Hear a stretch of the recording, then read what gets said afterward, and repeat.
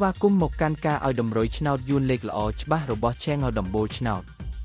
ថ្ងៃនេះ Admin មានលេខល្អៗសម្រាប់ចែកជូនដល់ពុកម៉ែបងប្អូនយកទៅផ្សងសំណាងសម្រាប់ឆ្នោតយួនថ្ងៃទី19ខែមេសាឆ្នាំ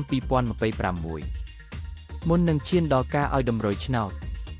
ខ្ញុំបាទសូមចិត្តពុកម៉ែបងប្អូនមេត្តាជួយ Like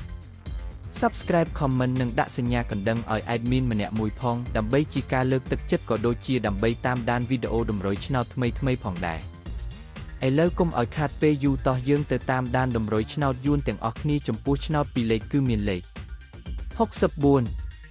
73 34និង